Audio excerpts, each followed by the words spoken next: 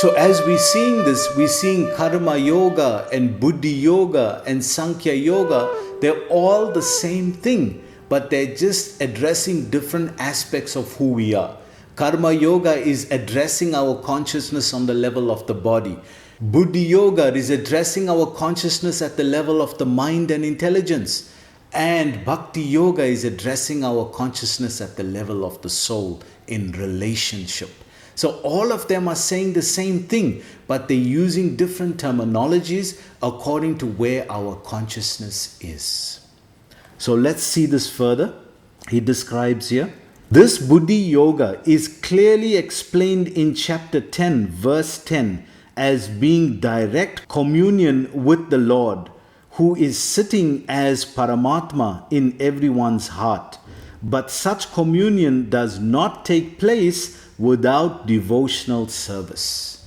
The point is that in order to appreciate yoga, you have to appreciate that the ultimate level of yoga is at the level of the soul. It's beyond the level of the mind intelligence, and it's beyond the level of the body. It's at the level of the soul. That will be the ultimate level of yoga.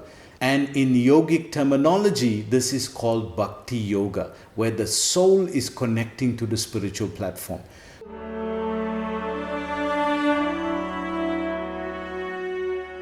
The living entities are like children of the Lord, and as such, they are rightful heirs to the great wealth of their rich father.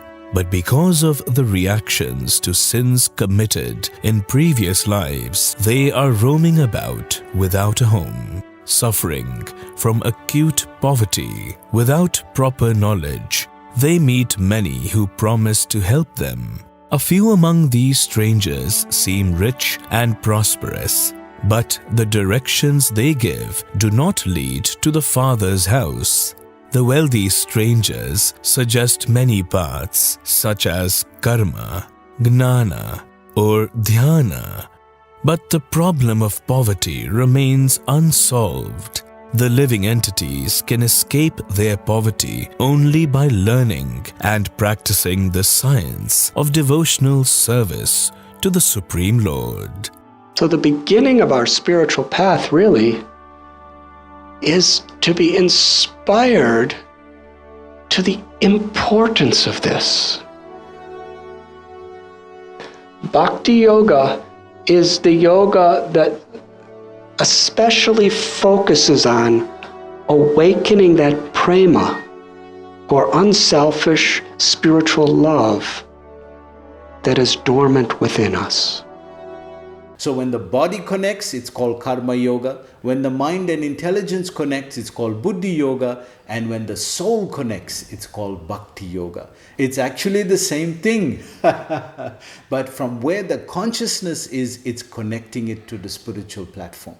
So he goes on to say, one who is therefore situated in devotional or transcendental loving service to the Lord, or in other words, in Krishna consciousness, attain to this stage of Buddhi Yoga by the special grace of the Lord. So to be able to understand life like this is a grace. It comes by blessings. So if one connects one's consciousness to the spiritual platform called Buddhi Yoga, connecting from the mind and intelligence to the spiritual platform, then there's a certain blessing, there's a certain grace that flows through that to help you understand the lower level, which is the body, and you're able to assess from a much more empowered platform. So he continues, the Lord says therefore that only to those who are always engaged in devotional service out of transcendental love does he award the pure knowledge of devotion in love. So this is directly explaining that verse from 10.10 Bhagavad Gita. Tesham shatadayuktanam bhajatam pritipurvakam tadadi buddhi yogam tam yena mamupayantite. That for those who are worshipping me with love, pritipurvakam, priti means love. If they're doing their bhajatam priti, if they're doing their bhajan, their worship to me in love, then tadadi buddhi yogam tam. There's the same word buddhi in today's verse and in that verse 10.10 as well. Buddhi yoga. Then I give them the understanding Yena mam upayanti te, how to come to me. So the process of consciousness from the level of the soul is through love. The process of consciousness from the level of the mind and intelligence is through buddhi, and the process of consciousness from the level of the body is through sankhya. So he goes on, in that way the devotees can reach him easily in the ever blissful kingdom of God. So the spiritual platform is called the kingdom of God. And the experience there is not happiness. See what it says, the ever blissful. It's bliss. And the Sanskrit word for that is called ananda.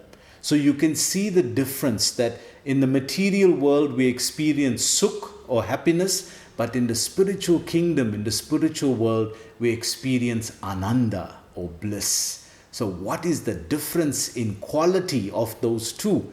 It's a huge difference. So the quality of our yoga, the quality of our practice and connection will completely be on a different level of experience. So he goes on, thus the buddhi yoga mentioned in this verse is the devotional service of the Lord, and the word Sankhya mentioned herein has nothing to do with the atheistic Sankhya yoga enunciated by the impostor Kapila. So he's verifying that this buddhi yoga is the understanding of how to do action from the level of the soul. And when the soul is acting, that is called devotional service. That means the service or the action is coming from the level of the soul, and the soul can only connect to the spiritual platform in devotion. That is its nature, love. That is its pure nature.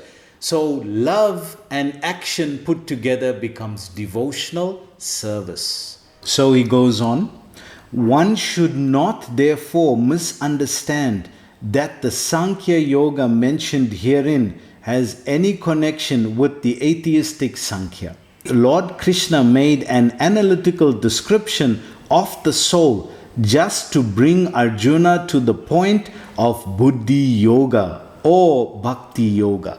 So you see how it all fits in? Krishna did that just so that he can come to the understanding of connecting his mind and intelligence to the spiritual platform, which is called buddhi yoga. And when one's mind and intelligence is connected to the spiritual platform, then the action that comes of that, the activity that one does then becomes devotional service or bhakti yoga. So you can see the connection of these yogas and how they are all the same thing. They are all in principle the same thing. That when activity and understanding is coming from the level of the soul and that is being connected to the spiritual platform, it becomes bhakti yoga. So bhakti yoga in essence is made up of karma yoga and buddhi yoga. The understanding and the action at the level of the soul. The mood of the understanding is devotion and the action is service. And when you put that together, you get devotional service. And devotional service is the action or the activity at the level of the soul when the soul is connecting to the spiritual paradigm. This is deep, isn't it?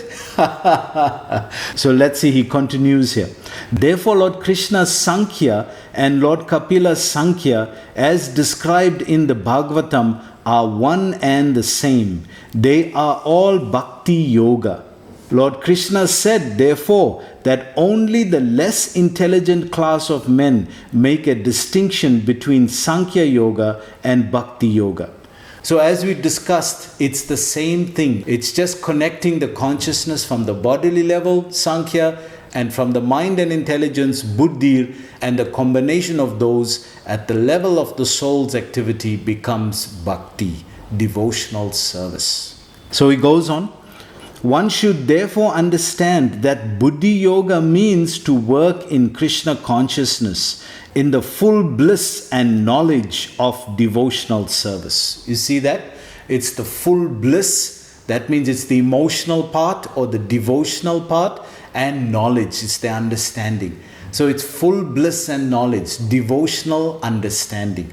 devotional understanding or devotional activity. Devotional understanding will result in devotional activity, which is bhakti yoga.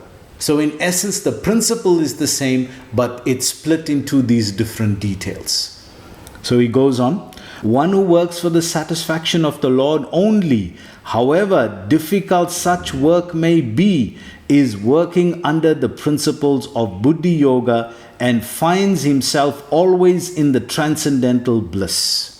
So he's giving Arjuna a higher understanding. That first I gave you the incentive of heaven. I encourage you that your enjoyment here, if you win here, you'll enjoy this world and you'll become emperor or king here. And if you lose and you die, you'll go to heaven. So I encourage you to go to heaven. But now I'm sharing with you that higher than that, then higher incentive than that enjoyment is to act for the pleasure of the Supreme Being. Is to act for the pleasure of the Supreme Being. That when you act for the pleasure of the Supreme Being, then it's not self-centered, it's self-realization. Then you're acting at the level of the soul. It's on your constitutional level. But if you act on any other level, it's acting on one of the other bodies. It's either the subtle body or the gross body. And either one of those two bodies, the subtle body or the gross body, will be binding. That work will be binding. But this action at the level of the soul, connected to the Supreme Being, not only is it not binding, but it gives one the highest level of liberation than you can experience. You go back to the kingdom of God and you don't return to this material world. And yet you're doing the same action. So what has changed? The consciousness. The consciousness has changed. You're not doing it for you now. The reason is for the Supreme Being. The reason is now for the spiritual platform. The reason is now for Krishna. By such transcendental engagement, one achieves all transcendental understanding automatically. Just see the result. Wow. Wow. Just see the result. One gets all transcendental understanding automatically. Right now, Arjun, you can't figure out what's going on. You're confused, right? Karpanya dosha prahata svabhava prichanti tvam dharma samudacheta. I don't know how to do is my dharma. So on this level, you won't be confused anymore. So at this level, at the spiritual level, you get transcendental realization. You get transcendental knowledge. And that's what all the great sages have inherited. And you can see this by all the great previous preceptors. They all had a deep level of understanding of life. Such a deep level that it's actually amazing how someone can even think and realize that way. Well, they're getting revelation from the spiritual platform and they're applying it to their lives. So he goes on, by the grace of the Lord, and thus his liberation is complete in itself. Just see, just by doing this one thing, yoga, connecting yourself from the level of the soul to the spiritual platform, just by doing that, look what happens. Everything in life synchronizes. Everything in life connects because that is the level of where you are. That's the level of your existence. So naturally, when the soul is connected to the spiritual platform, then the subtle body and the gross body automatically follow. And the activities of that person is not the same anymore. Outwardly, they're doing the same activity. Inwardly, it's connected. The consciousness is connected. Therefore, the results are not the same. It's not the same. So he goes on here.